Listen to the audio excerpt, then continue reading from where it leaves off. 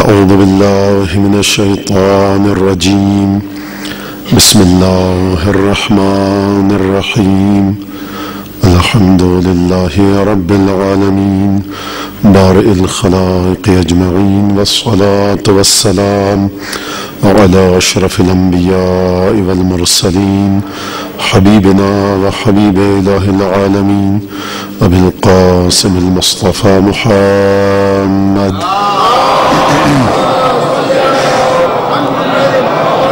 ثم الصلاة والسلام على أهل بيته الطيبين الطاهرين الذين أذهب الله عنهم الرجس وطهرهم تطهيرا اللعنة الدائمة على أعدائهم أجمعين من الآن إلى قيام يوم الدين. أما بعد فقد قال الله تبارك وتعالى في قرآنه المجيد وفرقانه الحميد وقوله الحق وهو أصدق الصادقين. أعوذ بالله من الشيطان الرجيم قل إن صلاتي ونسكي ومحياي ومماتي لله رب العالمين صدق الله العلي العظيم. صلوات بجی محمد آل محمد.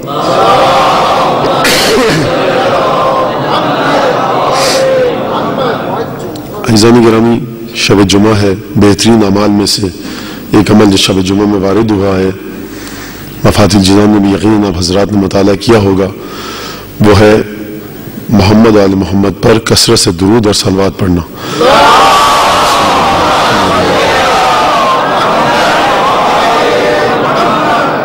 اب حضرت سے درخواست ہے کہ 3 مرتبہ مل کر درود شریف پڑھ دیجئے.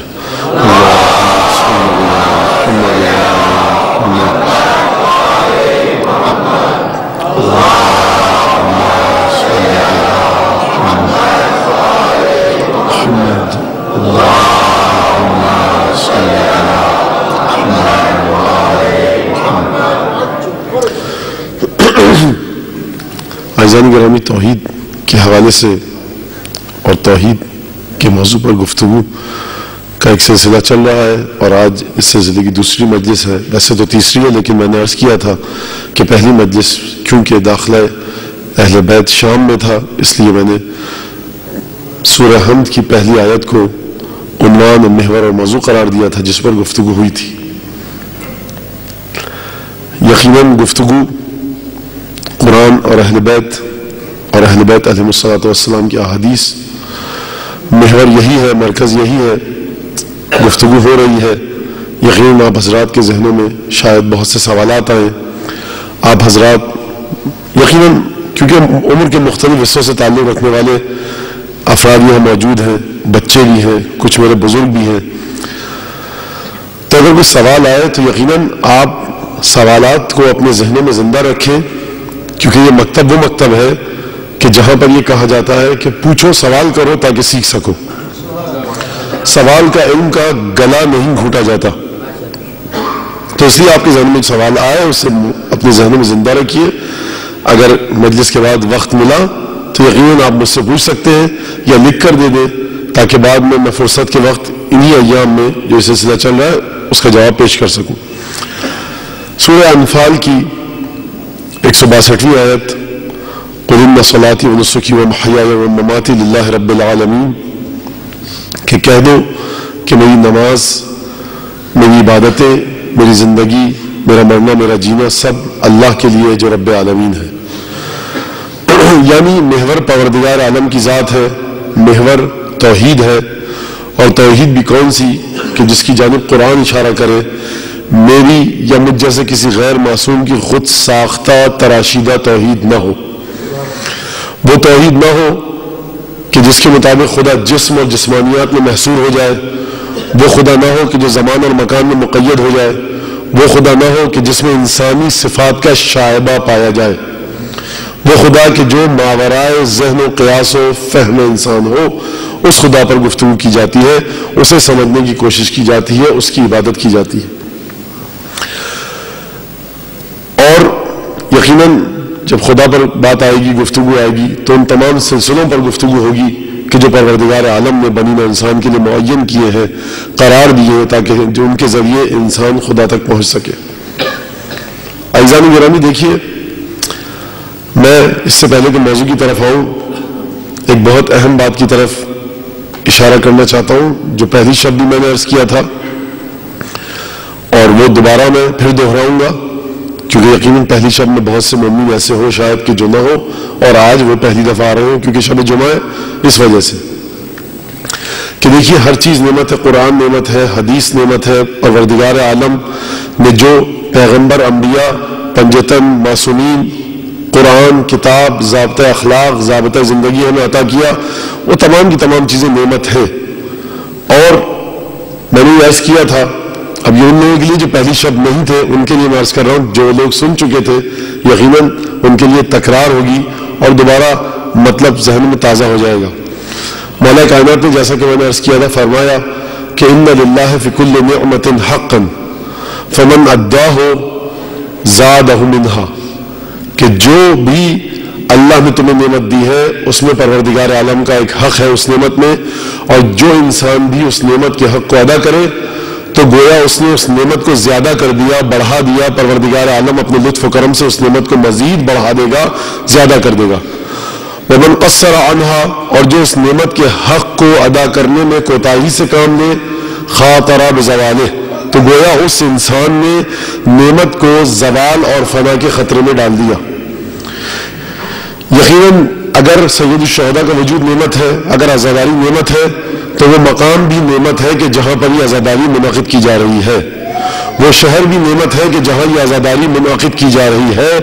اگر ہم اس شہر کی پاسداری کریں، اس کے قوانین کا خیال رکھیں، ایک بہترین شہری بن کر زندگی گزارے، تو یقیناً یہ ایک طرح سے شکرانہ نعمت ہے۔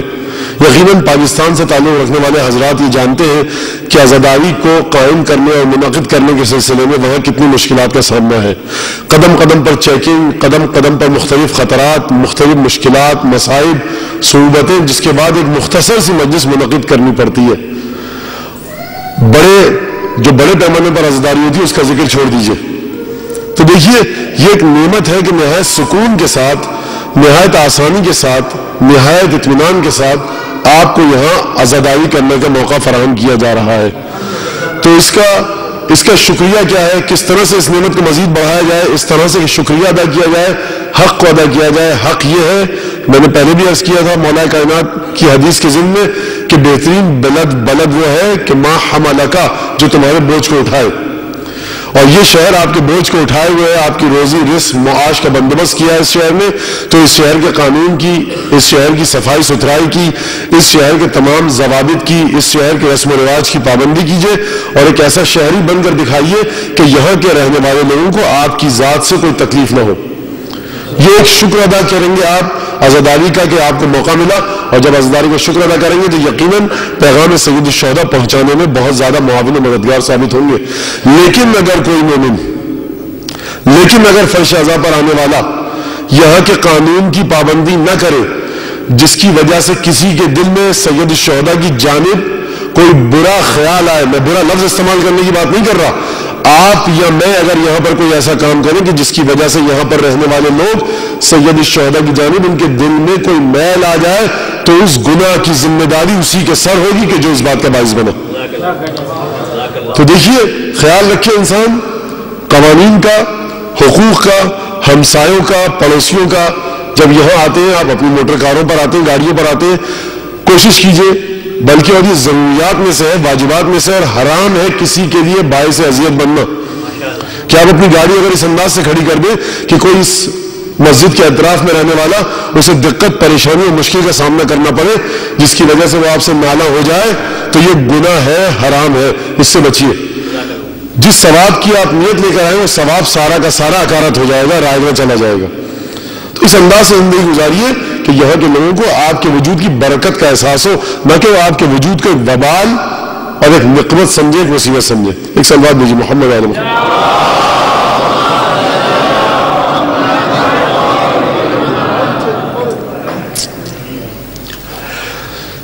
اب یقیناً کل گفتگو جو ہوئی تھی اس میں نے آپ کے سامنے یہ عرض کیا تھا کہ حضرت آدم کی جو توبہ قبول ہوئی وہ کلمات کے ذریعے ہوئی، وہ کلمات کون سے تھے، اور میں نے کوشش کی قرآنی زاویہ نگاہ سے، قرآنی نقطہ نگاہ سے آپ کے سامنے اس بات کو پیش کیا جائے کہ وہ کلمات کیا تھے، ان کی حقیقت کیا تھی۔ فتلقى آدم من ربه كلمات فتاب عليه، یہ سورہ بقرہ کی گفتگو ہے۔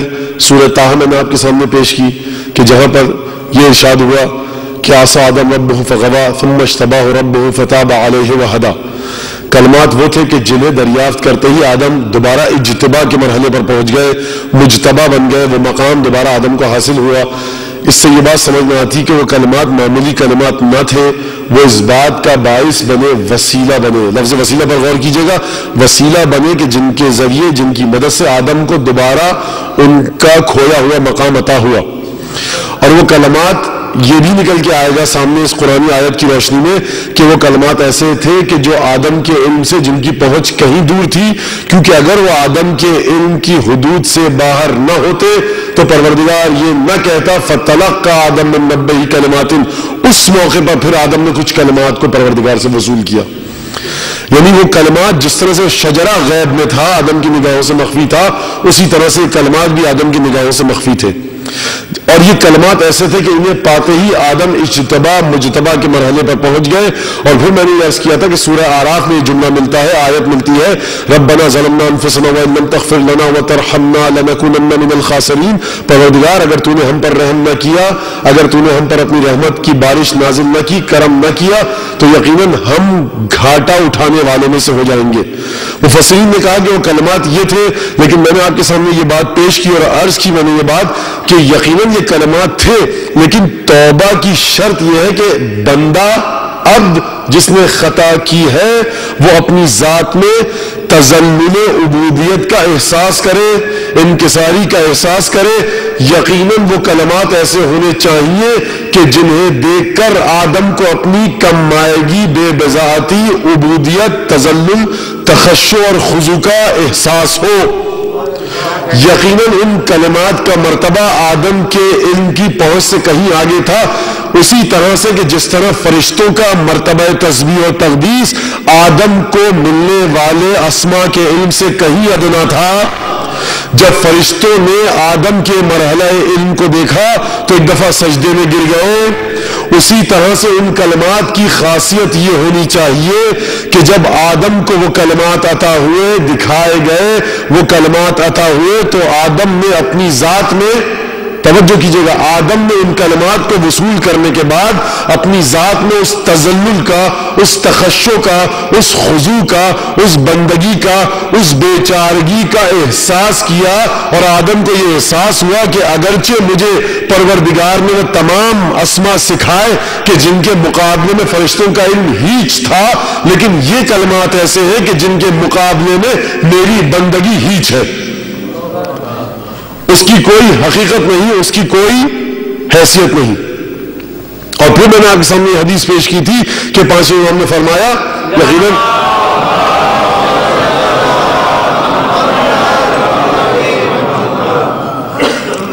اب یقیناً کیونکہ کل کی گفتگو سے آج کی گفتگو کو متصل کرنا ہے تو آپ ذرا 2-3 منٹ اور برداشت کر لیجئے، مجھے 2-3 شبوں سے تو آپ برداشت کرتے ہیں، سن رہے میری باتوں کو، لیکن آج یہ ذرا سا گفتگو کا سلسلہ متصل ہو جائے۔ اور پھر میں نے پانچویں امام کی حدیث پیش کی کہ امام نے فرمایا، سبحنا فسبحت الملائکہ، کبرنا فکبرت الملائکہ، حللنا فحللت الملائکہ۔ جب ہم نے تحلیل کی تو ملائکہ نے ہمیں دیکھ کر تحلیل کی، جب ہم نے تسبیح کی تو ملائکہ نے ہمیں دیکھ کر تسبیح کی، جب ہم نے تکبیر کی تو ملائکہ نے ہمیں دیکھ کر تکبیر کی، تکبیر کو ادا کیا، اللہ اکبر کو کہا، اور پھر فرمایا پانچویں امام نے، لولانا لما عبد اللہ، اگر ہم نہ ہوتے تو خدا کی عبادت کی ہی نہیں جا سکتی تھی۔ اور پھر آئیے زیارت جامعہ کی طرف، ائمہ سے مخاطب ہو کر مومن کو حکم دیا گیا کہ دیکھو جب مزار اور روضہائے مقدس ائمہ ادھار میں جاؤ تو اس انداز سے زیارت جامعہ کا ایک ٹکڑا آپ کے سامنے پیش کر کے آگے بڑھ جاؤں گا کہ دیکھیے، خلقکم اللہ انوارا فجعلکم بعرشہ محدقین حتی من علینا بکم فجعلکم فی بیوت اذن اللہ ان ترفع ویذکر فیہا اسمہ۔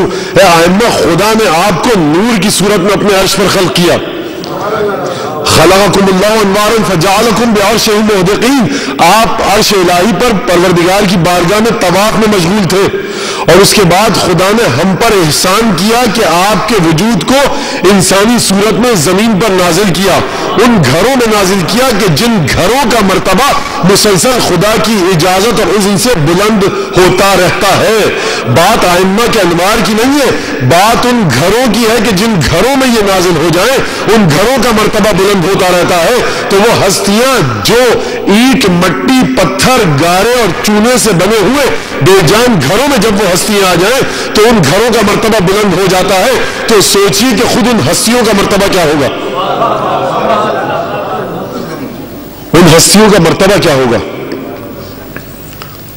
اب یہاں پر آج کی گفتگو شروع ہو رہی ہے، توجہ کے ساتھ سنیے گا، کل کی گفتگو سے متصل ہو گئے آپ۔ بات ہو رہی تھی انوار طیبہ پنجتن کی، کل یہی تو گفتگو آئی تھی نا، اللہم انا ہؤلاء اہل بیتی انہم منی وانا منہم، یہ میرے گھر والے ہیں، میں ان سے ہوں، یہ مجھ سے ہے، یہی پر آ کر بات رکی تھی نا۔ دیکھیے جب یہاں پر آ کر بات رک گئی تو اہل بیت، مرکز اہل بیت کون ہستی ہے اس پر مجھے گفتگو نہیں کرنی۔ آپ جانتے ہیں حدیث کے ساتھ کہ الحمدللہ شب جمعہ کو تلاوت کرتے ہیں، شب جمعہ کے اعمال ہیں، آپ یقیناً انجام دیتے ہوں گے۔ شب جمعہ وہ شب ہے کہ جو بابرکت ترین شبوں میں سے ہے، اور شب جمعہ میں تمام مرحومین جو آپ کے خاندان کے گھر کے مرحومین ہیں، روایت کے مطابق وہ آپ کے گھر کے دروازوں پر آتی ہیں، ان کی ارواح اور فجر کی اذان تک رکتی ہیں اور آپ سے مسلسل طلب کرتی ہیں کہ ہمارا ہاتھ اب عمل سے کوتا ہو گیا ہے، اب ہم عمل نہیں کر سکتے، ہمارے لیے خدا کے لیے کچھ عمل بھیجو، اس دنیا میں ہمیں ضرورت ہے۔ مسلسل پکارتی رہتی ہیں، ہم اور آپ ان کی آواز نہیں سن پاتے۔ روایت کے الفاظ ہیں یہ کہ مسلسل ارواح، روحیں ہمارے چاہنے والوں کی، عزیز رشتہ داروں کی ہمارے گھر کے دروازے پر آتی ہیں اور پکار پکار کے کہتی ہیں کہ کوئی نیک عمل ہماری جانب بھیجو، کوئی نیک عمل ہماری جانب بھیجو، ہمیں ضرورت ہے۔ اور جب پھر فجر کی اذان ہوتی ہے تو دوبارہ وہ ارواح آسمان کی جانب پرواز کر جاتی ہیں۔ شب جمعہ کی ایک اور خصوصیت یہ ہے کہ شب زیارتی سید الشہداء بھی ہے۔ یقیناً آج وہ شب ہے کہ ہمیں یقین ہے کہ مغرب کی اذان سے لے کر فجر کی اذان تک کسی بھی لمحے کے دوران ہمارے 12ویں امام کربلا میں موجود ہیں۔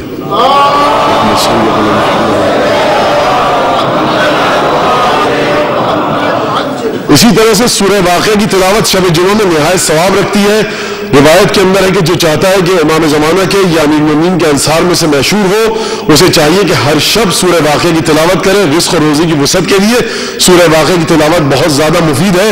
یہ سورہ ولایت بھی کہا جاتا ہے کیونکہ اس میں مومنین کو انعام اور اکرام ملنے کی پروردگار نے نشاندہی کی ہے، کس انداز سے مومنین کو انعام اور اکرام عطا ہوگا۔ تو یہ شب جمعہ یقیناً میں اگر شب جمعہ پر گفتگو کروں گا تو پھر وہ موضوع رہ جائے گا، اس لیے یہیں تک رکھیے، اور میں پھر درخواست کروں گا کہ مفاتیح الجنان سے غافل مت ہوئیے۔ خدا کے لیے مفاتیح الجنان کا مطالعہ مسلسل کیجئے۔ یہ ایک ایسا خزانہ ہے اہل بیت کے کلمات کا کہ جو ہمیں اتنا عظیم خزانہ ہے کہ جس کی کوئی قیمت ہی نہیں ہے، وہ ہمیں کتنی آسانی سے جناب شیخ عباس قمی کہ خدا انہیں دسترخوان امیر المومنین پر مہمان فرمائے اور پنجتن کی خاص برکات انہیں نصیب فرمائے، انہوں نے یہ محنت کی اور آپ کے اور میرے گھروں میں اس میں انعام اہل بیت کو پہنچا دیا۔ تو بات ہو رہی ہے پنجتن کے نور کی، اور اس حوالے سے یقیناً محور کون ہے امامت کا؟ امیر المومنین کی ذات ہے، والا صفات۔ اب میں ایک چھوٹی سی بات کروں گا اور پھر گفتگو کو آگے بڑھاؤں گا کہ امیر المومنین کا جب نام آتا ہے تو ولایت کا ذکر چھڑتا ہے۔ ہم کہتے ہیں صاحب ولایت امیر المومنین، ولایت امیر المومنین، ولایت امیر المومنین، ولایت امیر المومنین۔ دیکھیے یہ ولایت کیا ہے، توجہ کے ساتھ سنیے گا۔ ہم نے مولا کائنات کی ولایت کو کیا دیکھا ہے، کیا سمجھ پائے ہیں؟ جی ولایت ہمارے دلوں میں ہے۔ اچھا، اب میں سوال کر کے بہت سادہ اور آسان انداز میں اس بات کو پیش کرنا چاہتا ہوں، کیونکہ میں بہت نوجوان کم سن بچوں کے چہرے بھی دیکھ رہا ہوں یہاں پر کہ ان کی سمجھ میں بھی آئے۔ دیکھیے آپ نے علی بن ابی طالب کو دیکھا تو کب دیکھا؟ ہجرت کی رات بستر پہ سوتے ہوئے دیکھا، شجاعت کا اقرار کیا، جنگ بدر میں تلوار چلاتے ہوئے دیکھا، بہادر مان گئے، جنگ خیبر میں مرہب کو پہچاڑتے ہوئے دیکھا، آپ نے کہا صاحب مولا کائنات بڑے بہادر ہیں. محراب عبادت میں دیکھا عبادت کرتے ہوئے, آپ نے کہا بڑے عبادت گزار تھے. آپ نے دیکھا مولا کائنات نہایت جو کی روٹی نمک کے ساتھ لگا لگا کر کھا رہے, آپ نے کہا مولا کائنات دنیا کی جانب رغبت نہ رکھتے تھے. آپ نے مولا کائنات کے مختلف افعال کو دیکھا, اعمال کو دیکھا, کردار کو دیکھا. جب جہاں جہاں جیسے جیسے انداز سے آپ مولا کائنات کے کردار کے مختلف پہلوؤں کو دیکھتے گئے, اسی پہلو سے متعلقہ صفت کا اعتراف کرتے گئے. بہت توجہ کیجیے گا عزیزان گرامی. آپ نے ایسے کاموں کو دیکھا جو زاہدانہ صفات کی جانب نشان نہیں کرتی ہے, آپ نے کہا مولا کائنات بہت زاہد تھے. نماز پڑھتے ہوئے دیکھا, آپ نے کہا مولا کائنات بہت بڑے عابد تھے. آپ نے دنیا کو ٹھوکر مارتے ہوئے دیکھا, آپ نے کہا دنیا سے کوئی رغبت نہ تھی. آپ نے تلوار چلاتے ہوئے دیکھا, آپ نے کہا بہت بہادر تھے. ہجرت کی رات تلواروں کی چھاؤں میں رسول کے بستر پر سوتے ہوئے دیکھا, آپ نے کہا صاحب بہت عظیم الشان بہادری کا کارنامہ کیا. حضور کبھی آپ نے مولا کائنات کی بہادری کے نمونوں کو دیکھا, کبھی زہد کو دیکھا, کبھی عبادت کو دیکھا, کبھی سخاوت کو دیکھا. آپ نے واقعہ پڑھا کہ قمبر آیا اور آ کر کہا کہ مولا ایک فقیر آیا بیت المال کے دروازے پر, محتاج ہے, سوال کر رہا ہے سونے کے سکے دوں یا چاندی کے سکے. کہا کلاہما عندی حجران, چاہے سونے کی بات کرو چاہے چاندی کی, دونوں میرے نزدیک پتھر ہیں. ایہما انفع لہما, جو چیز اسے زیادہ فائدہ پہنچائے وہ دے دو. آپ نے کہا کہ مولا کائنات کو دولت کی کوئی رغبت نہ تھی. آپ نے مختلف افعال اور اعمال کے ذریعے مولا کائنات کے مختلف صفات کو پہچاننا شروع کیا. حضور مولا کی ذات سے نکلنے والے مختلف کمالات کو دیکھ دیکھ کر آپ مولا کائنات کی مختلف خوبیوں کے معترف ہوتے گئے. یہ تو آپ نے مولا کائنات کی ذات سے نکلنے والے اعمال کو دیکھا, علی کو کب دیکھا؟ اب آئیے ذرا گفتگو کو ایک اور زاویے پہ لے جاؤں. آپ نے دیکھا خدا نے آپ کو رزق دیا, آپ نے کہا وہ رزاق ہے, پروردگار تو نے رزق عطا کیا, تیرا شکر. آپ نے دیکھا پروردگار نے آپ کے کسی دشمن سے انتقام لیا, آپ نے کہا پروردگار تو نے میرے دشمن سے انتقام لیا, کیا انتقام لینے والا ہے, تو بہترین منتقم ہے. پروردگار نے میرے اور آپ کے گناہوں کو معاف کیا, پروردگار اپنے گناہوں کے بندوں کے گناہوں کو معاف کرتا ہے. آپ نے کہا پروردگار کتنا غفور اور رحیم ہے, رحم کرتے ہوئے دیکھا, آپ نے کہا بڑا رحیم ہے, رحمان ہے, کریم ہے. پروردگار کی طاقت کو دیکھا, جناب موسیٰ کے قصے کو بڑا قرآن میں کہ حکم دیا مارو عصا, دریا پھٹ گیا. آپ نے کہا پروردگار بڑا طاقت والا ہے. آپ نے پروردگار کے علم کے کرشمے دیکھے, آپ نے کہا پروردگار بڑا علیم ہے. کبھی آپ نے پروردگار کی ذات کے اندر سے علم کے کرشمے کو دیکھا, آپ نے کہا تو علیم ہے. کبھی آپ نے دیکھا انسانوں کے گناہوں کو معاف کر رہا ہے, آپ نے کہا تو رحیم و کریم و غفور ہے. کبھی آپ نے دیکھا کہ وہ رزق عطا کر رہا ہے, آپ نے کہا تو رزاق ہے. تو حضور آپ نے خدا کو کب دیکھا؟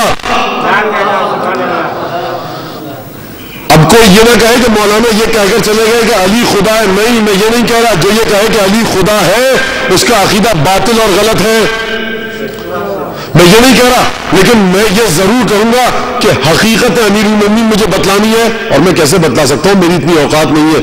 اگر میں بتلاؤں گا بھی تو امیر المومنین کی اولادوں کے فرامین اور جملوں کے سائے میں بتلاؤں گا کہ انہوں نے کس طرح سے تعارف کروایا مولا کائنات کا. بڑی باریک اور حساس منزل فکر ہے. حضور آپ نے خدا کی ذات سے نکلنے والی مختلف صفات کو دیکھا, تو آپ مختلف صفات اور اسماء پروردگار کے بارے میں پکارتے چلے آئے. پروردگار تو رحیم ہے, تو کریم ہے, تو ودود ہے, تو قدیر ہے, تو علیم ہے, تو رحمان ہے, تو رحیم ہے. ذات خدا کو دیکھا تو کب دیکھا؟ بس یہی بات علی بن ابی طالب کے بارے میں ہے. شجاعت کا منظر دیکھا, کہا شجاع ہے. سخاوت کا منظر دیکھا, کہا سخی ہے. علی کو رحمت کے تمام کام انجام دیتے ہوئے دیکھا, کہا علی رحیم ہے. جو جو صفات آپ دیکھتے رہے آپ کہتے ہیں علی یہ ہے, علی وہ ہے, علی وہ ہے. تو حضور آپ نے تو علی کی ذات سے نکلنے والی صفات کو دیکھا. خود روح علی ابن ابی طالب کو کب دیکھا؟ ولایت نام ہے حقیقت علی ابن ابی طالب تک پہنچنے کا. اب یہاں پہ بڑی توجہ کیجیے گا, مجھے بات سمجھانی ہے, اور یہ حق ہے مولا کائنات کے میری زندگی پر, میری روح پر, کہ میں جس حد تک ہو سکے ولایت سمجھاؤں آپ کو. اگر کسی کو اعتراض ہے تو میں بیٹھوں گا یہاں پر, بعد میں آپ سوال کیجیے. دیکھیے کوئی ماتم کرتا ہے, ولایت کی نشانی ہے. کوئی تابوت سجاتا ہے, ولایت کی نشانی ہے, ثواب ملے گا اسے. کوئی زلزلہ سجاتا ہے, ثواب ملے گا. کوئی کڑا پہنتا ہے سید سجاد کی یاد میں, ثواب ملے گا. کوئی فاقہ کرتا ہے عاشور کے دن, ثواب ملے گا. سبیل پر پانی پلاتا ہے, ثواب ملے گا. مجلس پڑھ رہا ہے, ثواب ملے گا. مجلس سن رہا ہے, ثواب ملے گا. آپ کہتے ہیں یہ ولایت ہے. حضور یہ آثار ولایت ہے. ولایت کیا ہے؟ پھر اور واضح کروں بات کو، دیکھیے مجھے پتا ہے کہ یہ بات بڑی اہم ہے، اور اگر ذرا میں نے غلطی کر دی تو میری پکڑ وہاں بھی ہو سکتی ہے، یہاں بھی ہو سکتی ہے۔ بات اس ہستی کے بارے میں ہے کہ جس کے سامنے جبریل کی کوئی حقیقت نہیں، بات اس ہستی کی ہے کہ جس کے سامنے آدم سے لے کر عیسیٰ کی کوئی حقیقت نہیں۔ 1,23,999 پیغمبر علی بن ابی طالب کی بارگاہ میں دو زانو ہو کر بیٹھے۔ جب اس ہستی کی بات ہے تو اتنی آسانی سے پیش نہیں کی جا سکتی، سمجھا کر آگے بڑھنا ہوگا۔ تو دیکھیے عزیزان گرامی، ہم نے ولایت کو کب دیکھا؟ اور واضح کروں بات کو، آپ نے دیکھا کہ مردہ زمین ہے، کل کی گفتگو، زمین ہے، پودے نکل آئے، آپ نے دیکھا ایک دفعہ دریا میں طوفان آیا، آپ نے دیکھا ایک دفعہ دریا دوبارہ آرام سے مدھم انداز سے بہنے لگا، آپ نے دیکھا طوفانی ہوائیں چلی، پھر آپ نے دیکھا طوفانی ہوائیں تھم گئی اور ٹھنڈی ٹھنڈی نسیمیں صبح چلنے لگی۔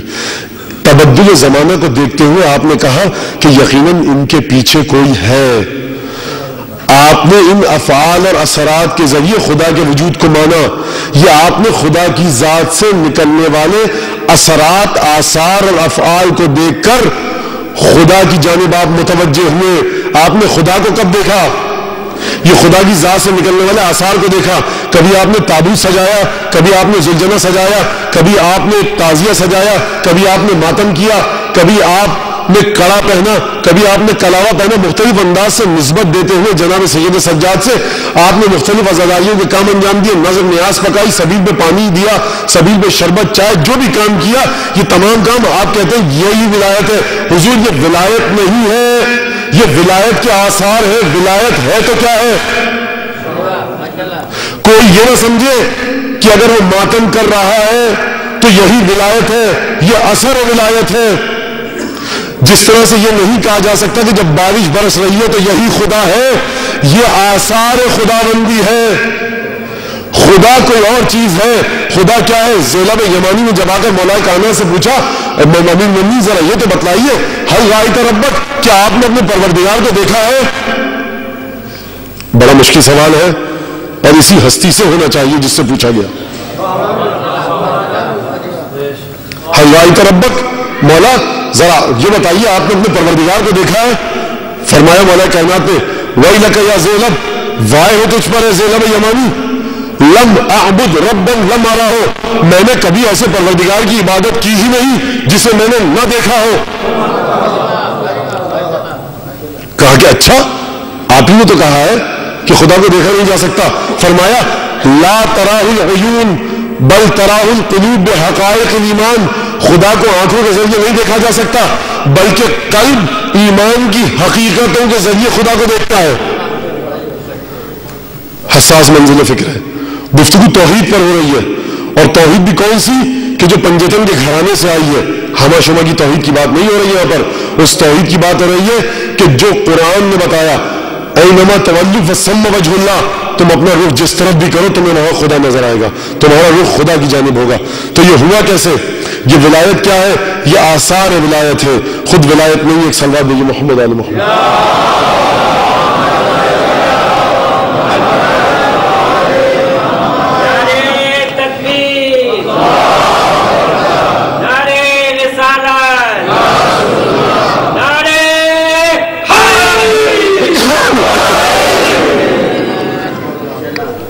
دیکھیے اب یہاں تک جب گفتگو آ گئی، گفتگو اسی منزل پر روکیے اور میں بات آپ کے سامنے اور واضح کروں گا گفتگو کرنی کس طرح چاہیے۔ ایک شخص آیا اور آدھا گھنٹہ رہ گیا میرے پاس، کوئی دعا کیجیے جلدی جلدی گفتگو منزل طے ہو۔ ایک شخص آیا شام سے، دمشق سے، چھٹے امام کی خدمت میں،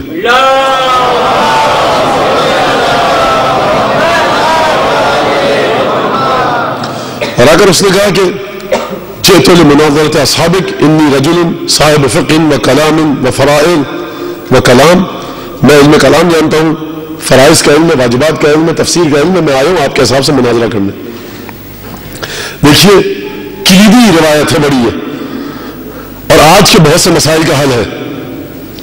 مت کھیلنے دیجیے اپنے ذہنوں کے ساتھ ہر انسان کو، مت دخل دینے دیجیے اپنے عقائد میں ہر ایک کو۔ ہر انسان جو آ کر کوئی راگ الاپے اس کی بات پر کو مت سنیے، مت دھیان دیجیے۔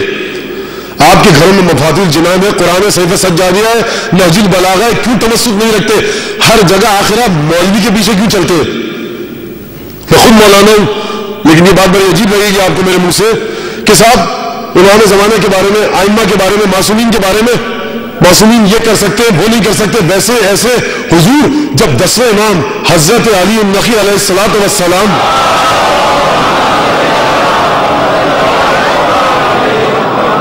جب 10ویں امام نے زیارت جامع کبیرہ اور ارشاد فرما دی، جو تعارف نامہ امام کا، پھر آپ کو امامت کے سلسلے میں ادھر ادھر گھبرانے کی، دوڑنے کی، پریشان ہونے کی ضرورت کیا ہے؟ جب آپ کے گھر میں دعائے صبح موجود ہے تو پھر آپ کو پریشانی کی ضرورت کیا ہے؟ آپ کے گھر میں دعائے کنول موجود ہے، پھر کس بات کا اضطراب؟ اگر مفاتیح الجنان میں زیارت آل یاسین موجود ہے، اس کو پڑھیے، مطالعہ کیجیے، ایک منزل سفر تک پہنچیے، کچھ منازل طے کیجیے، پھر دیکھیے آپ کو آپ کے سوالوں میں جواب ملتا ہے یا نہیں ملتا۔ پھر میں کہوں گا ہر انسان کو اپنے عقائد سے مت کھیلنے دیجیے۔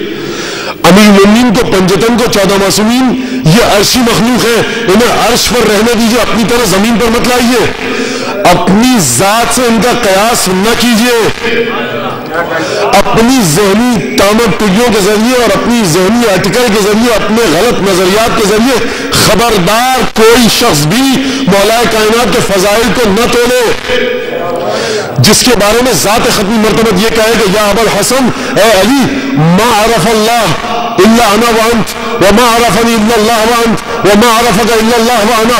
اے علی، خدا کو نہیں پہچانا کسی نے سوائے میرے اور تیرے، مجھے کسی نے نہیں پہچانا سوائے خدا کے اور تیرے، اور تجھے کسی نے نہیں پہچانا۔ کما حق معرفت، چاہے وہ نجف اور کن کا مرجع تقلید اور مجتہد ہو، چاہے شارجہ کے امام بارگاہ میں بیٹھے ہوئے مومنین ہو یا منبر پر بیٹھنے والا خطیب ہو، یہ رسول فرما رہے ہیں کہ کسی نے نہیں پہچانا سوائے میرے اور تیرے، اور تجھے کسی نے نہیں پہچانا سوائے خدا کے اور میرے۔ تو دیکھیے منزلت علی بن ابی طالب ماورائے اذہان و افکار ہے۔ اسی لیے تو جوش ملی آبادی نے کہا نا، اب بہرحال میں کل ایک بات کہنا چاہ رہا تھا لیکن رہ گئی، گل ہو گیا زمین پہ اوہام کا چراغ۔ تو مولا کائنات کی بات آئی تو میں آپ کی اجازت سے یہ بند 2-4 بند میں پڑھ دیتا ہوں اور پھر دوبارہ آؤں گا اسی روایت کی طرف۔ گل ہو گیا زمین پہ اوہام کا چراغ، تشکیک سے یقین کو حاصل ہوا فراغ۔ دیکھیے میری کمزوری ہے کہ نجم افندی ہوئے، آل رضا ہوئے، جوش ہوئے، دبیر ہوئے، انیس ہوئے، جمیل مظہری ہوئے، یا آج کے دور کے کچھ شعراء اکا دکا۔ اب کیا کیا جائے کہ جو شخص قرآن اور احادیث کا مطالعہ کرتا ہے، تو میں بہرحال بڑا نالائق اور بیمائیگی، علمی بیمائیگی ہے مجھ میں کہ میں آج کے دور کے شعراء کے اشعار میرے پلے نہیں پڑتے، بہت مشکل ہوتے ہیں۔ میں پرانے دور کا آدمی ہوں، پرانے لوگوں کی بات کرتا ہوں، زیادہ سے زیادہ جوش، آل رضا، جمیل مظہری، میر انیس، دبیر یہ ہو گئے، یا آج کل کے کچھ شاعر ہیں۔ تو آپ مجھے معاف کیجیے گا کہ میں اس شخص کی بات کر رہا ہوں جو آج سے 25-30 سال پہلے دنیا سے جا چکا، لیکن کروں تو کیا کروں کہ جس انداز سے مولا کائنات کے بارے میں جوش نے گفتگو کی ہے۔ عزیزان گرامی، آیات اور روایت کو رکھیے اور جوش کے ان اشعار کو پڑھیے جو انہوں نے مولا کائنات کے بارے میں کہے۔ ذاتی کردار پر مجھے گفتگو نہیں کرنی، ذاتی کردار پر اگر آپ گفتگو کریں گے تو اسلام کی تاریخ کو چھوڑ دیجیے۔ پھر گل ہو گیا زمین پہ اوہام کا چراغ، تشکیک سے یقین کو حاصل ہوا فراغ، اترا دماغ دل میں تو دل بن گیا دماغ، جھوما نسیم عقل سے نوع بشر کا باغ۔ مجھے پتا ہے شعر بڑے مشکل ہے لیکن میں کیا کروں۔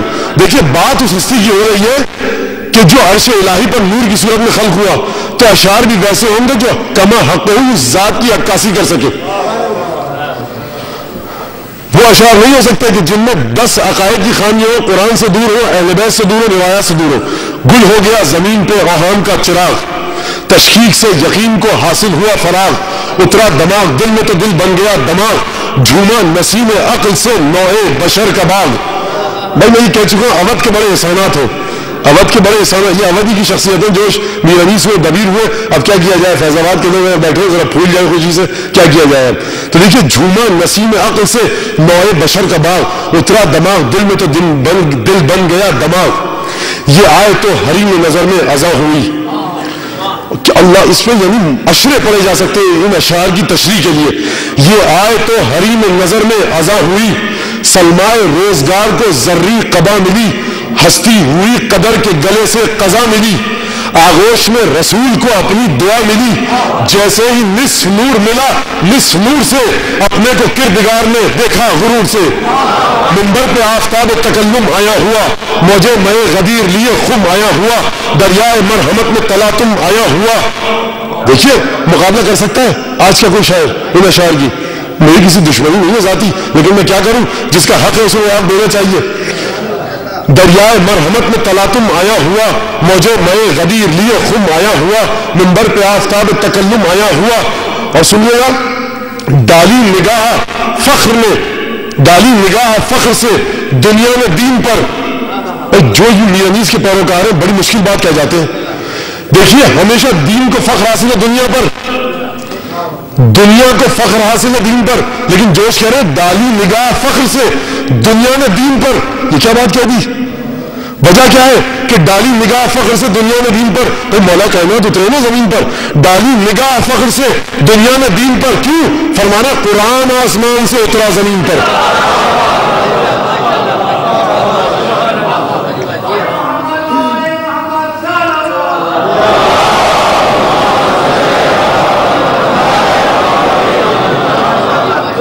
اور جس طرح سے انیس دبیر کے بعض مرثیے ایسے ہیں کہ جن کے لیے درس رکھوانا چاہیے۔ آپ حضرات کہتے ہیں صاحب تبلیغی مجلس، تبلیغی مجلس کیا ہوتی ہے حضور؟ نماز روزہ بھی تبلیغ ہے، ولایت علی بن ابی طالب بھی تبلیغ ہے، ہر وہ بات جو متصل کرے آپ کو امام سے وہ تبلیغ ہے۔ تو دیکھیے بعض مرثیوں کا انیس کے درس رکھنا چاہیے، جوش کے بعض مرثیوں کا درس رکھنا چاہیے، ایسے آسان مرثیے نہیں ہے۔ اب یہی بات دیکھیں کوئی گھبرا سکتا ہے؟ ڈالی نگاہ فخر سے دنیا میں دین پر، خود حل کر رہے مسئلے کو، کیوں؟ قرآن آسمان سے اترا زمین پر۔ تو دیکھیے بڑی توجہ، میں دوبارہ آؤں گا اسی روایت کی طرف۔ اچھا یہ میں آپ کو بتا دوں، اکثر میں یہ کہتا ہوں کہ میں آپ کو اپنے ساتھ ہاتھ پکڑ کے سمندر میں غوطہ ضرور لگاؤں گا، غواصی کروں گا، سمندر کی تہہ میں ہم تیریں گے ضرور، بہت دور تک شاید لے جاؤں گا آپ کو، لیکن یہ میرا وعدہ ہے کہ آپ کو نکالوں گا وہیں سے جہاں سے میں نے غوطہ لگایا تھا۔ تو دیکھیے لوگ کہتے ہیں کہ مولانا آپ ادھر ادھر بہت چلے آتے ہیں، مجھے بالکل اندازہ ہے، میں قطعاً ادھر ادھر نہیں جاتا۔ موضوع اتنا گمبھیر اور اہم ہے کہ موضوع کے مختلف پہلوؤں پر روشنی ڈال کے گفتگو کی جانی چاہیے، ٹھیک ہے نا حضور؟ دیکھیے کوئی سیاسی جلسہ تو ہے نہیں، میں ووٹوں کا طالب ہوں میں آپ سے، تو ایک بات ہے مولا کائنات کی، ایک ایک پہلو پر روشنی ڈالنی چاہیے کہ آج یہ جو بچے ہمارے بیٹھے ہیں، ہم بھی کبھی انہی کی عمر کے حصے میں تھے، ولایت ہمیں ملی ہے اسی فرش اعضا کے صدقے میں، اس فرش اعضا کا بڑا احسان ہے ہم پر۔ لوگ کہتے ہیں کہ مجلس سے ہمیں کوئی حاصل نہیں ہوا، حضور یہ ہماری بے مائگی اور نالائقی ہے کہ ہم نے مجالس سے کچھ حاصل نہیں کیا۔ مجلس کا کیا قصور؟ بھائی قرآن کا کیا قصور؟ اگر ابو جہل قرآن سے کچھ نہ سیکھ سکے کہ ابو جہل کا قصور ہے کہ نہ سیکھ پایا؟ جی تو امام صادق کے پاس آیا اور کہا کہ میں آیا ہوں مناظرہ کرنے آپ کے حساب سے، گھڑی کی سوئیاں بڑی تیزی سے آگے جا رہی ہیں، تو دیکھیے میں آپ کے ساتھ مناظرہ کرنے آیا ہوں، مجھے فرائض کا علم ہے، فقہ کا علم ہے، اصول کا علم ہے، میں مناظرہ کرنے آیا ہوں۔ خدا کی قسم یہ روایت ایسی ہے کہ حجت خدا معصوم کی زبان سے جاری ہونے والے الفاظ ایسے ہیں کہ 10-12 سال کا بچہ بھی سمجھ سکتا ہے، اور یہاں جو پڑھے لکھے لوگ، بڑی عمر کے پختہ عمر کے لوگ ہیں، وہ بھی سمجھ سکتے ہیں۔ کہا کہ اچھا چھٹے امام میں مجھ سے گفتگو کرنے آئے ہوں، شام سے آئے ہوں، دمشق سے مدینے، اور مدینے میں نہیں تھے امام اس وقت، مکے میں تھے، حج کا ایام چل رہے تھے۔ کہا کہ اچھا مجھے کچھ سوال کرنے ہیں تم سے۔ دیکھیے جب حجت خدا سوال کرے تو انسان اپنی خیر منائے، یہ معمولی سوال نہیں۔ کہا کہ اچھا من کلام عندک او من کلام رسول اللہ، یہ جو تم مجھ سے مناظرہ کرے گا، گفتگو کرے گا، تو اپنے نظریات کے ذریعے مجھ سے گفتگو کرے گا یا رسول خدا کی احادیث کے ذریعے مجھ سے گفتگو کرے گا؟ کہا کہ کلام بعضہ من عندی وبعضہ من رسول اللہ، کچھ کلام میرا ہے، کچھ کلام رسول خدا کا۔ توجہ کی آپ نے؟ ملاوٹ ہے کلام میں، رسول خدا کی بھی گفتگو ہوگی اور میرے اپنے بھی نظریات ہوں گے۔ امام نے کہا اچھا مجھے کچھ اور سوال کرنے ہیں جس سے بتاؤ۔ کہا کہ پوچھیے۔ کہا کہ انت شریک و رسول اللہ، کیا تو کار رسالت میں رسول کا شریک ہے جو اپنی بات کو رسول کی بات کے ساتھ ملا کے پیش کرے گا؟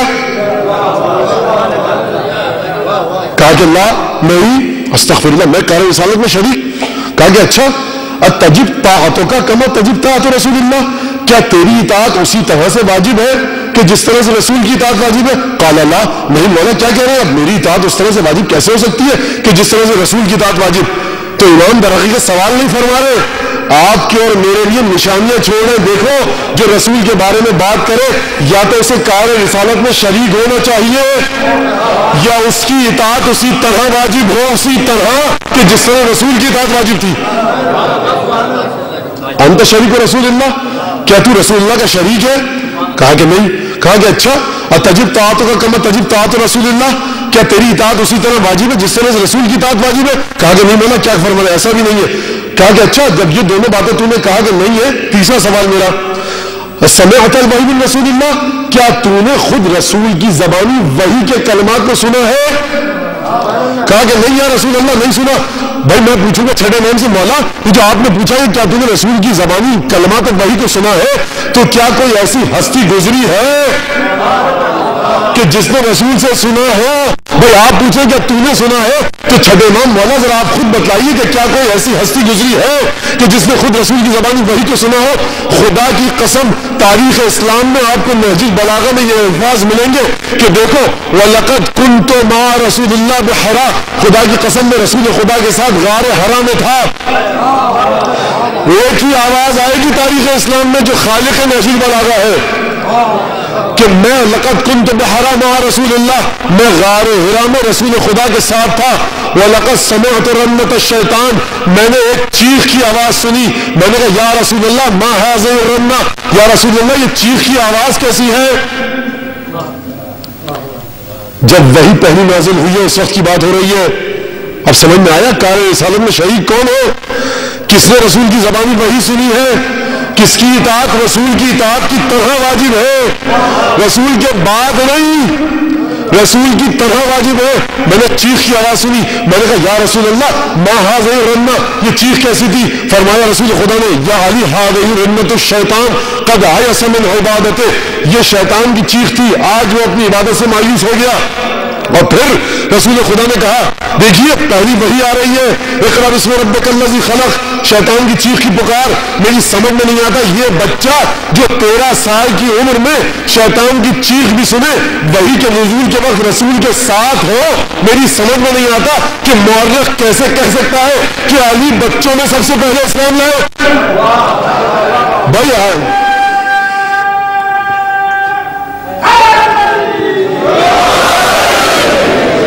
علی کے اسلام کو کلمے کی ضرورت نہیں ہے، آپ کے اسلام کو علی کی ضرورت ہے. یہ بچہ اس مرتبے پر ہے روحانیت کی، معنویت کی، علوم الروح کی. علی ابن ابی طالب کا ماں کی معرفت کا یہ عالم ہے کہ جب وحی نازل ہو رہی ہے تو شیطان کی چیخ سنے اور رسول کہیں گے یا علی یہ شیطان کی چیخ تھی. اگر رسول یہ کہہ دیتے تو میں بھی آگے اس سے کچھ نہیں کہتا، لیکن رسول نے ایک عجیب جملہ کہا، مولا کائنات نے نہج البلاغہ میں بیان فرمایا اور پھر رسول نے عجیب جملہ کہا. رسول نے عجیب جملہ کہا کہ یا علی تسمع ما اسمع وترى ما ارى، اے علی جو میں دیکھتا ہوں وہی تو دیکھتا ہے اور جو میں سنتا ہوں وہی تو سنتا ہے. الا انک لست بنبی، بغیر ایک فرق ہے کہ تو نبی نہیں ہے. بڑی توجہ کیجیے گا، انسان علم کیسے حاصل کرتا ہے؟ سماعت اور بصارت کے ذریعے. سماعت علی ابن ابی طالب ہو بہو رسول اللہ کی سماعت ہے، بصارت علی ابن ابی طالب ہو بہو رسول اللہ کی بصارت ہے. بھائی اسی لیے تو ہم کہتے ہیں کہ وارث علم نبی علی مرتضیٰ ہے. جب سماعت اور بصارت ہو بہو ہے تو علم میں بھی کوئی فرق نہیں ہوگا. ایک درود بھیجیے محمد آل محمد.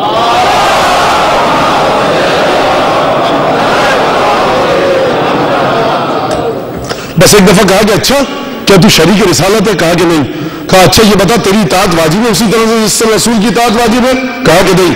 اچھا یہ بتا کہ تو نے رسول کی زبان سے خود وحی کو سنا؟ کہا کہ نہیں. اب امام نے اپنے برابر میں بیٹھے ہوئے اپنے صحابی یونس ابن یعقوب کی طرف مڑے اور مڑ کر مسکرایا اور ایک جملہ کہا. کہا کیا؟ دیکھو اب اس دمشق سے آئے ہوئے شامی کی جانب اشارہ کیا. کہا کہ ھذا الذی قد خصم نفسہ قبل ان یتکلم، اے میرے صحابی یہ شخص اس سے پہلے کہ میرے ساتھ مناظرہ اور گفتگو کرتا، اس سے پہلے کہ میرے ساتھ گفتگو کرتا، اس نے خود اپنے خلاف خود ہی دلائل دے دیے. دیکھیے نہ تم پر وحی آئی، نہ تم نے وحی کو رسول سے سنا، نہ تم کار رسالت میں شریک، نہ تمہاری اطاعت واجب، تو سارے دلائل جو تم نے اپنے خلاف دے دیے. کہا کہ اچھا. پھر اس کے بعد مختلف شاگرد آئے, روایت طویل ہے, میں حذف کرتے ہوئے آ رہا ہوں. ہشام ابن حکم آئے, امام نے کہا گفتگو کرو ذرا. جسے امام کہیں گفتگو کرو اس کی منزلت کیا ہوگی؟ کون ہشام ابن حکم؟ ہشام ابن حکم وہ ہے کہ جنہوں نے کئی 3 یا 4 اماموں کو درک کیا ہے, اور جناب موسیٰ کاظم علیہ الصلوۃ والسلام نے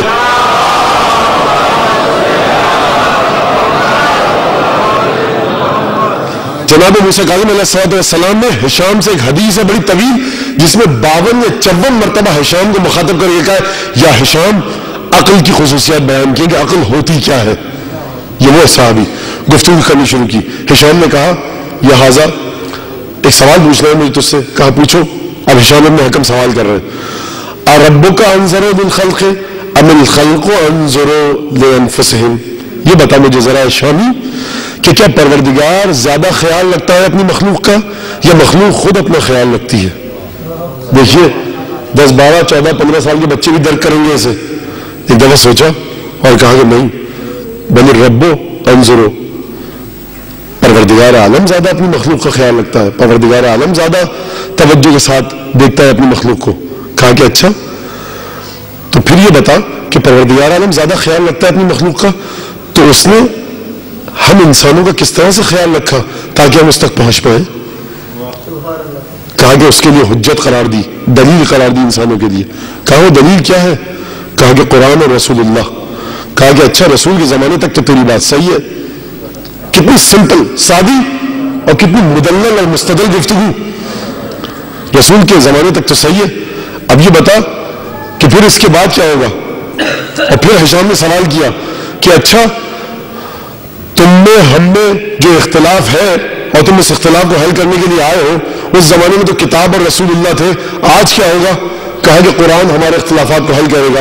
کہا کہ اچھا یہ بتاؤ کہ ہم میں تم میں اختلاف ہے یا نہیں ہے؟ اب اس نے سر جھکا کر سوچنے لگا. امام صادق علیہ السلام نے فرمایا بھائی جواب کیوں نہیں دیتا؟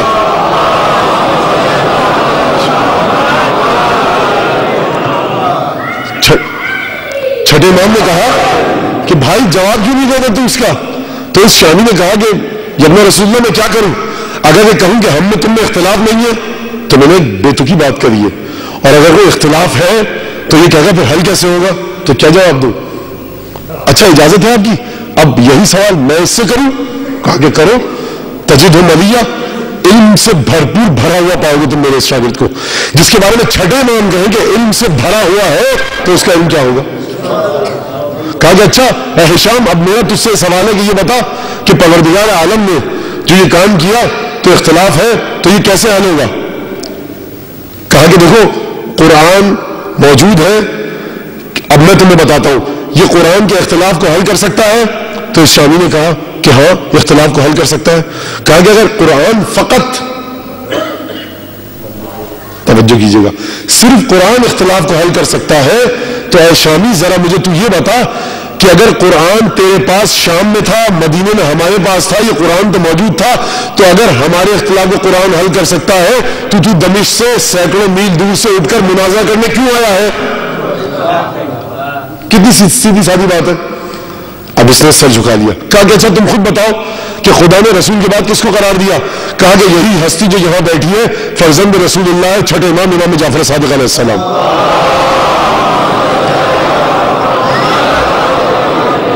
کہا کہ دلیل ہے کوئی اس بات کی؟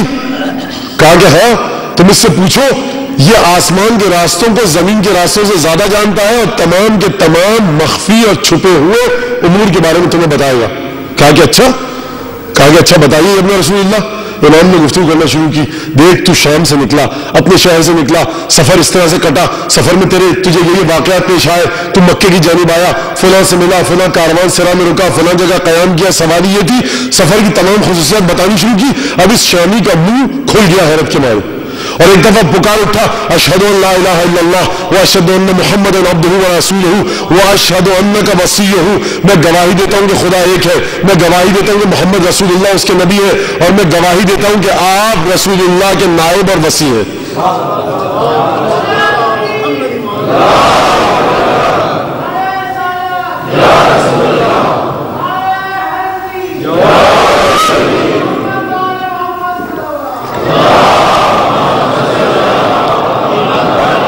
دیکھیے یہ ائمہ آئے اسی لیے کہ خدا سے متصل کر سکے. ان کی حیات، ان کی زندگی معمولی نہیں ہے. توحید نام کس کا ہے؟ میں نے کل عرض کیا نا کہ توحید جب بھی آئے گا ذکر توحید کا، حیات کا ذکر ضرور آئے گا. جس کی حیات پروردگار عالم سے شدید ترین، مضبوط ترین، مستحکم ترین رابطہ رکھتی ہوگی، توحید کے سلسلے میں اس کا مرتبہ بلند ترین ہوگا. اب مجھے 10-15 منٹ میں، زیادہ سے زیادہ 5 منٹ میں اوپر لے لوں گا آپ کی اجازت سے. اب حیات پر گفتگو کرنے دیجیے کہ حیات کی حقیقت کیا ہے. قرآن کی روح سے کوئی بھی چیز مردہ نہیں ہے.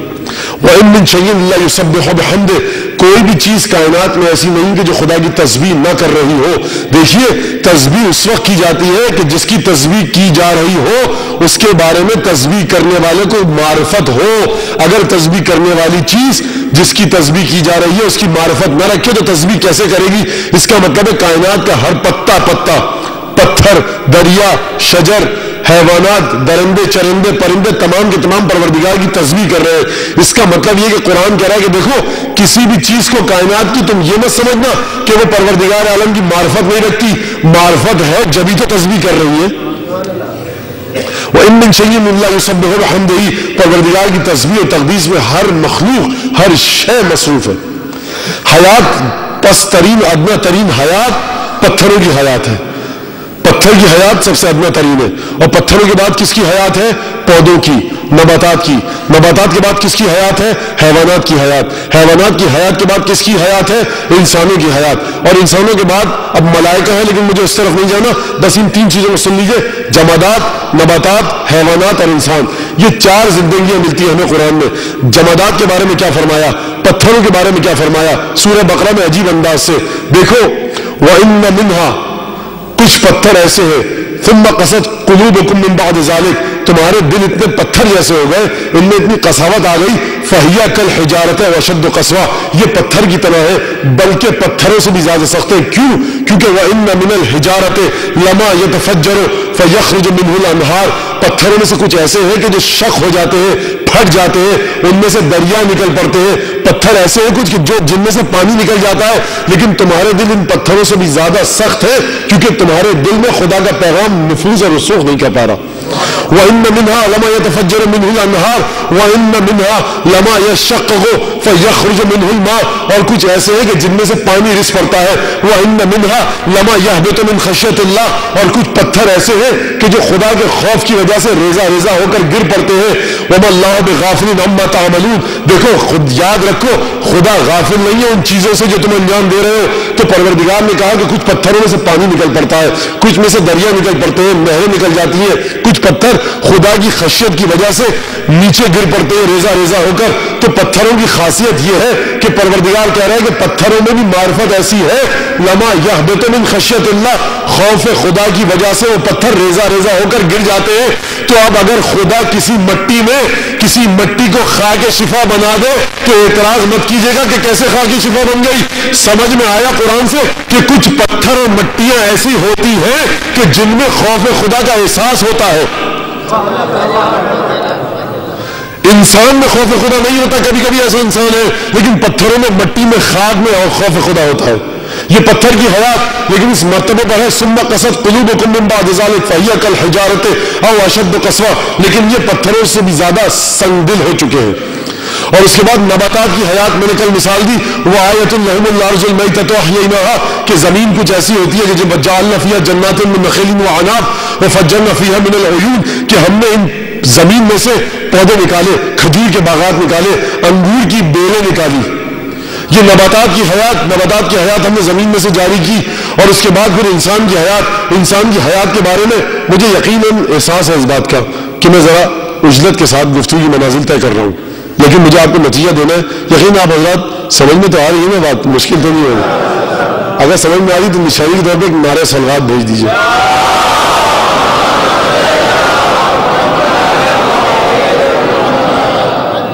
بہت شکریہ بیٹا، تھینک یو.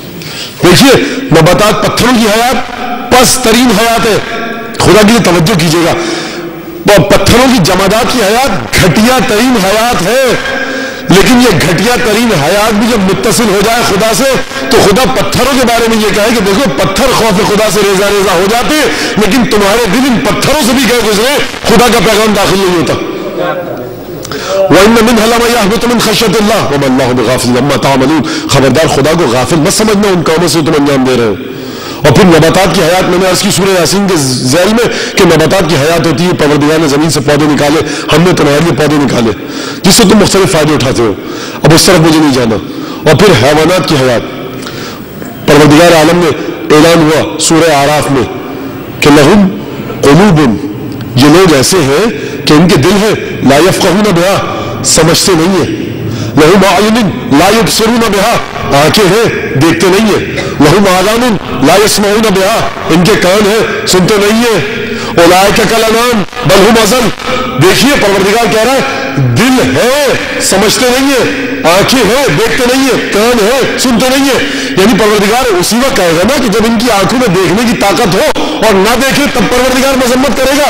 تو یہ انسان ہے, آنکھیں بھی رکھتے ہیں, دل اور دماغ اور ہوش و حواس بھی رکھتے ہیں, کان اور سماعت بھی رکھتے ہیں, لیکن سن نہیں رہے, دیکھ نہیں رہے, درس عبرت نہیں لے رہے. پروردگار کیا کہہ رہا ہے ان انسانوں کو اولئک کالانعام بل هم اضل, یہ جانور ہیں ان سے بھی پست ہے.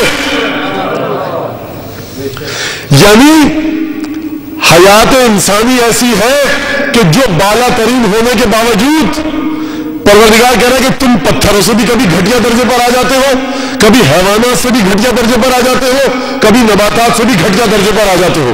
اور پھر انسان کی بات کی لقد سورہ مومنون کے اندر لقد خلقنا الانسان من سلالة من طين ثم جعلناه نطفة في قرار مكين ثم خلقنا النطفة علقة فخلقنا العلقة مضغة فخلقنا المضغة عظاما فكسونا العظام لحما ثم انشأناه خلقا آخر فتبارك الله احسن خالقين. دیکھو ہم نے انسان کو بنایا کھنکتی مٹی سے, پھر نطفے کی صورت میں لائے, نطفے کو ہم خون کے لوتھڑے کی صورت میں لائے, خون کے لوتھڑے کو ہم گوشت کے لوتھڑے کی صورت میں لائے, گوشت کے لوتھڑے کو ہم نے تبدیل کیا, اس میں ہڈیاں ڈالی, ہڈیوں پر ہم نے کھال منڈی, کھال چڑھائی اور اس کے بعد ایک روح پھونکی. ثم انشأناه خلقا آخر فتبارك الله احسن الخالقين. پروردگار نے جب پودوں کی خلقت کی بات کی, حیوانات کی خلقت کی بات کی, زمین کی خلقت کی بات کی, کہیں یہ نہیں کہا فتبارك الله احسن الخالقين. بہت بابرکت ہے وہ ذات جو بہترین خلق کرنے والی ہے. یہ انسان ہی تھا کہ جس کو جب خدا نے خلق کیا تو پروردگار نے اپنے آپ کو غرور سے دیکھا. بھئی یہی تو میں نے آپ کے سامنے پیش کیا نا, جیسے ہی نصف نور ملا, نصف نور سے اپنے کو کردگار نے دیکھا غرور سے. فتبارک اللہ احسن الخالقین. کہیں خدا نے اپنے آپ کو مبارکباد نہیں دی, صرف انسان کی خلقت پر مبارکباد دی. اب چلیے ذرا دوبارہ چھٹے امام کی خدمت میں. چھٹے امام کے پاس ایک شخص آیا اور کہا کہ یار رسول اللہ ذرا یہ بتائیے انسان افضل ہے یا ملائکہ؟ کہا کہ دیکھو یہی سوال ہمارے جد امجد مولا کائنات سے کیا گیا تھا تو انہوں نے یہ جواب دیا.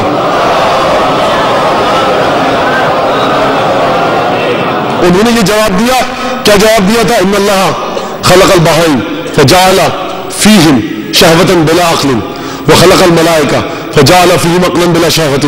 خدا نے انسانوں کو خلق کیا, حیوانات کو خلق کیا, ان میں صرف شہوت رکھی, عقل نہیں رکھی. سمجھ رہے نا آپ حضرات؟ خدا نے ملائکہ کو خلق کیا, ان میں عقل رکھی, شہوت نہیں رکھی. اور اس کے بعد خدا نے انسان کو خلق کیا, رکب فیہ شہوۃ مع عقل. خدا نے جب انسان کو خلق کیا تو انسان نے شہوت اور عقل دونوں کو رکھا. فمن غلبت شہوتہ عقلہ, اور پھر فرمایا فمن غلب عقلہ شہوتہ. مولا نے کہا دیکھو مولا کائنات نے کہ جس کی شہوت اس کی عقل پر غالب آ جائے تو وہ حیوانات سے پست ہے, اور جس کی عقل اس کی شہوت پر غالب آ جائے وہ ملائکہ سے افضل ہے. تو تبھی پروردگار نے اپنے آپ کو مبارکباد دی تھی کہ ایسی مخلوق بنائی ہے کہ جس میں یہ شائستگی اور صلاحیت ہے کہ ملائکہ سے بھی کہیں آگے چلی جائے. یہ انسان کی حیات, اور اس کے بعد اب یہ حیات جب آئی انسان کی تو سب سے انسان کی حیات جب آئی تو پروردگار نے ایک اعلان کیا, کہا کہ دیکھو انسانوں میں ان اکرمکم عند اللہ اتقاکم, تم میں بہترین انسان وہ ہے پروردگار کی بارگاہ میں جو سب سے زیادہ تقوی رکھے. تقوی والا انسان سب سے زیادہ بہترین انسان ہے, پروردگار کی بارگاہ میں سب سے زیادہ عزیز وہ ہے.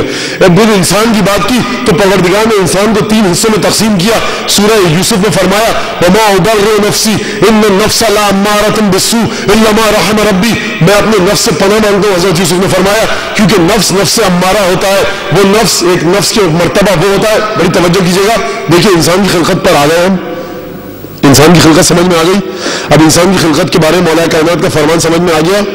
انسان کی خلقت کہ انسان کا نفس 3 طرح کا ہوتا ہے. نفس امارہ، ان النفس لامارۃ بالسوء الا ما رحم ربی. نفس ہمیشہ برائی کا حکم دیتا ہے مگر یہ کہ خدا کی رحمت جس پر ہو تو خود پھر نفس اس کا برائی کا حکم نہیں دیتا.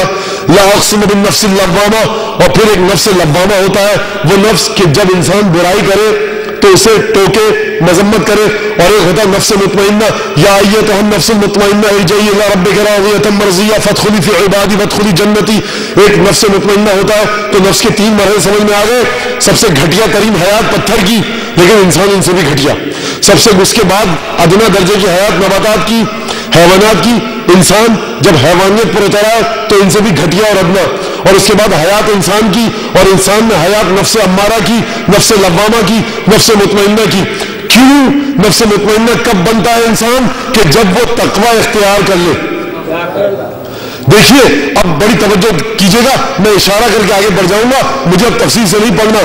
دیکھیے انسان کا معیار عبادت کے ذریعے ہے اب، اور انسان کی عبادت کی بنیاد اس کا ایمان ہے.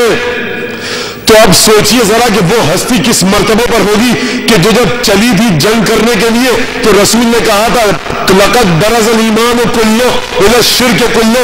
آج سارا کا سارا ایمان سارے کے سارے شرک کے مقابلے میں جا رہا ہے. میں نے عرض کیا نا کہ ہر عمل کی بنیاد ایمان پر ہوتی ہے، ایمان کی بنیاد تقوی پر ہوتی ہے.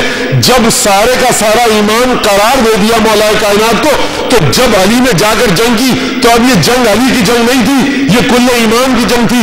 ضربت جو لگی عمرو بن عبد ود کے سر پر تو رسول نے فرمایا لا مبارزۃ علی لا ضربۃ علی یوم خندق افضل من عبادۃ الثقلین الی یوم القیامہ. علی کی وہ ضربت جو علی نے عمرو بن عبد ود کے سر پر لگائی قیامت تک کے لیے میری تمام امت کی تمام عبادتوں سے افضل ہے. تو حیات علی بن ابی طالب کو کوئی کیسے سمجھ سکے گا کہ جب دنیا علی کی ایک ضربت کا جواب نہ لا پائے؟ بھائی یہ امت ہے، اہل سنت اور اہل تشیع شیعہ اور سنی دونوں نے لکھا. دیکھیے امت کو معمولی مت سمجھیے گا. امت میں ازواج مطہرات ہیں. کون ازواج مطہرات؟ کہ جن کی قدموں کی خاک پر ہم قربان. امت میں صحابہ ہیں. کون صحابہ؟ کہ جن کے قدموں کی خاک ہماری آنکھوں کا سرما. امت میں فقہاء ہیں، امت میں محدثین ہیں، امت میں علماء ہیں، امت میں عرفاء ہیں، امت میں بلغاء ہیں، امت میں ہر قسم کے علماء، فقہاء، عرفاء، درویش، صوفی، کتب ابدال ہیں. امت میں عشرہ مبشرہ ہیں. لیکن علی کی ایک ضربت ایک طرف، پوری کی پوری امت ایک طرف. اچھا آپ نے سنا توجہ سے ایک اور بات کہتا چلوں، یہ امت معمولی امت نہیں ہے. عیسیٰ جب نازل ہوں گے تو اسی امت کا فرد بن کے نازل ہوں گے. یعنی علی کی ضربت کی حقیقت یہ ہے کہ علی کی ایک ضربت جناب عیسیٰ کی تمام عبادتیں اس کا مقابلہ نہ کر پائے. تو کوئی کیا سمجھے گا حیات امیر المومنین کو، کوئی کیا سمجھے گا مرتبہ امیر المومنین کیا ہے، کوئی کیا سمجھے گا کہ وہ زندگی کیا ہے، وہ روح کیا ہے، وہ علی مرتبہ کیا ہے. علی کی زندگی یہ ہے کہ فرمایا رسول اللہ نے علی ممسوس فی ذات اللہ. علی ذات خدا میں ڈوب چکا ہے.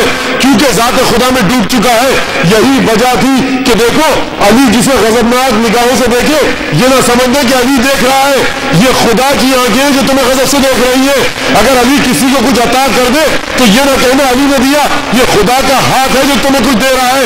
اگر علی کسی کو موت کے گھاٹ اتار دے تو نہ کہنا علی نے موت کے گھاٹ اتارا، یہ خدا کا ہاتھ ہے جو موت کے گھاٹ اتار رہا ہے. اگر علی کے چہرے کی طرف دیکھو تو یہ نہ سمجھنا کہ علی کے چہرے کی طرف دیکھ رہے ہو. خبردار علی کو اپنے جیسا انسان نہ سمجھو، یہ خدا کا چہرہ ہے جس کی جانب تم دیکھ رہے ہو.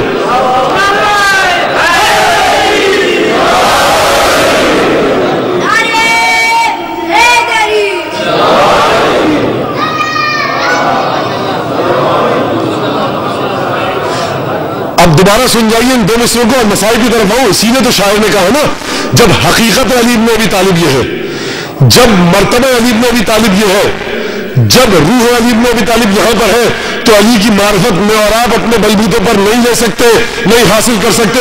اسی لیے کہا جوش نے لوگوں نجف کی سمت سے آنے لگی صدا، لوگوں نجف کی سمت سے آنے لگی صدا. عجیب مرحلہ ہے، کیا کیا جائے. لیبو نجف کی سمت سے آنے لگی صدا، اے جوش و نکتہ سنج میری انجمن میں آ اور جھوم جھوم کے نغمات نے سنا، ساقی میرا سلام ادب لے کے میں چلا۔ کاش وقت ہوتا تو میں ان 4 مصروں پر اور بولتا۔ دیکھیے بس اشارہ کر دوں گا، صاحبان فہم ہے وہ اسی 2-3 جملوں کو لے لیں اور معرفت کی منزلیں طے کریں۔ لوگوں نجم کی سمت سے آنے لگی صدا، یعنی علی کے دربار میں ورود اس وقت ہوگا، داخلہ اس وقت ہوگا، معرفت علی اس وقت ملے گی جب خود علی کی رضا شامل ہوگی۔ لوگوں نجم کی سمت سے آنے لگی صدا، اے جوش و نکتہ سنج میری انجمن میں آ، نکتہ سنج بننا پڑے گا جب معرفت ملے گی۔ ساقی میرا سلام ادب لے کے میں چلا۔ دیکھیے ساقی استعارہ کس کا ہے؟ ساقی ہوتا کہاں ہے؟ بس اب میں اس سے زیادہ کیا کوئی منبر ہے؟ ساقی کو بھی ٹھکرا دیا۔ ساقی میرا سلام ادب لے کے میں چلا۔ بھئی تیری انجمن بڑی دلچسپ ہے، دیدہ زیب ہے، دل فریب ہے، لیکن سلام ادب لے کے میں چلا۔ کیوں چلا؟ خود فرمایا جوش نے، مولائے کائنات اور آواز دے مجھے، مولائے کائنات اور آواز دے مجھے۔ میں کیسے جاؤں مولائے کائنات کی طرف؟ کیا خود جاؤں اپنے بلبوتے پر؟ نہیں، مولائے کائنات اور آواز دے مجھے، اے جبرائیل طاقت پرواز دے مجھے۔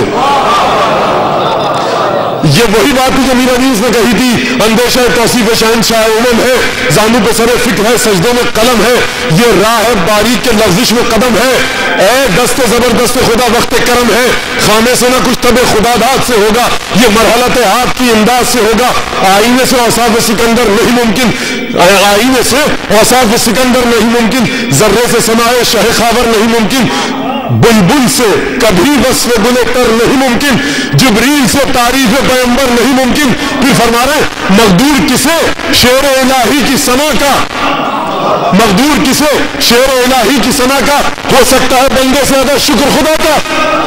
ان تعدوا نعمت اللہ لا تحصوها، میر انیس کی نگاہیں قرآن اور حدیث پر ہے، قرآن کی آیت کو نظر میں رکھ کر یہ بنتا ہے، ہو سکتا ہے بندے سے زیادہ شکر خدا کا۔ اگر تم خدا کی نعمتوں کو گننا چاہو، شکر ادا کرنا چاہو، نہیں کر سکتے۔ عظیم ترین نعمت علی بن ابی طالب کی ولایت ہے، تبھی تو میر نے کہا مقدور کسے شعر الہی کی ثنا کا، ہو سکتا ہے بندے سے خدا، بندے سے زیادہ شکر خدا کا۔ کون میر انیس ہے؟ یہ وہی میر انیس ہے جو کہہ رہے یا رب چمن نظم کو گلزار ارم کر، تو فیض کا مالک ہے توجہ کوئی دم کر، اس خشک زراعت پہ کرم کر۔ اس انداز کے شاعر ہیں اور خود کہہ رہے ہیں جب تک یہ چمک مہر کے پرتوں سے نہ جائے، اقلیم سخن میرے قلموں سے نہ جائے۔ لیکن جب مولا کائنات کی مدح کرنے پہ آتے تو کہتے ہیں، کیا کہتے ہیں؟ مقدور کسے شعر الہی کی ثنا کا۔ بہت بڑے شاعر ہیں، لیکن جب مولا کائنات کی مدح کر رہے ہیں تو کہہ رہے ہیں مقدور کسے شعر الہی کی ثنا کا، ہو سکتا ہے بندے سے زیادہ شکر خدا کا۔ عزیزان گرامی، میں نے بڑا آپ کا وقت لے لیا اور بہت مجھے تکلیف ہوتی ہے کہ میں زیادہ وقت لیتا ہوں، لیکن کیا کروں کہ یہاں پر گفتگو ایسی ہے کہ میں اسے ادھورا نہیں چھوڑ سکتا۔ شب زیارتی ہے، سید الشہداء ہے، لیکن آج میرا دل چاہتا ہے کیونکہ مخصوص ہے یہ زیارت سید الشہداء سے، تو وہی مصائب پڑھے جائیں۔ ان مصائب میں سے ایک ہے کہ جو امام زمانہ کو بھی پسند ہے، سید الشہداء کو بھی پسند ہے، اس جوان کے کہ جس کے بارے میں میر انیس کہہ گئے، ایک طرف اکبر محروس جوان نایاب، کچھ جو بچپن تھا تو کچھ آمد ایام شباب، روشنی چہرے پہ ایسی کہ خجل ہو محتاب، آنکھیں ایسی کہ رہا نرگس شہلا کو حجاب، جس نے ان گیسوں میں رخ کی ضیا کو دیکھا، شب معراج میں محبوب خدا کو دیکھا۔ دیکھیے کتنا کٹھن ہوگا۔ اذان دی علی اکبر نے، یقیناً میرا دل کہتا ہے کہ جناب زینب نے کہا ہوگا بیویوں اذان کی آواز آ رہی ہے نا، جس نے میرے نانا کی اذان کی آواز نہیں سنی وہی اذان سن لے۔ میں کہوں گا بی بی زینب بڑا کٹھن مرحلہ ہے، خوب اچھی طرح سے اس اذان کی آواز کو سن لیجئے، پھر یہ اذان سننا نصیب نہیں ہوگی۔ بالکل وہی صدا ہے پیغمبر کے بعد بھی، لہجہ ہے پھر وہی اسی لہجے کے بعد بھی، لیلا کہاں ہے صبر سے اس وقت کام لے، سننا ہے اس اذان کو اکبر کے بعد بھی۔ عائزہ گئے، اقربا گئے، دوست انصار یاور گئے، اور ایک دفعہ بنی ہاشم کی باری آئی، سنتے ہیں آپ تقدم ولدی بیٹا علی اکبر، جاؤ۔ علی اکبر نے اجازت لی، کہا کہ اچھا جاؤ پہلے پھپھیوں سے مل کر آ جاؤ۔ عزیزان گرامی، رخصت اکبر بڑی عجیب ہے، کسی شہزادے کی رخصت ایسی نہیں تھی۔ اکبر خیمے میں گئے، تاریخ کے الفاظ ہیں، مجھے نہیں پتا خیمے میں ہوا تو کیا ہوا، لیکن بار بار خیمے کا پردہ اٹھتا تھا، بار بار گرتا تھا۔ کوئی بی بی اکبر کا دامن تھامتی تھی، کوئی ابا کا دامن تھامتی تھی، کوئی قبا کا دامن تھامتی تھی کہ بھیا علی اکبر ہمیں کس کے آسرے پر چھوڑے جا رہے ہو، کیا ہم شکل پیغمبر بھی خاک میں مل جائے گا؟ عزیزان گرامی، اکبر کی پھپھیوں نے اور بہنوں نے اکبر کو اتنا روکا کہ ایک دفعہ مقتل کے الفاظ ہیں، تاریخ کے الفاظ ہیں کہ حسین در خیمہ پر آئے اور آواز دی، بہن اب اکبر کو نہ روکو، یعنی خیمے میں ایسا کوہرام مچا تھا کہ سید الشہداء کو مداخلت کرنی پڑی۔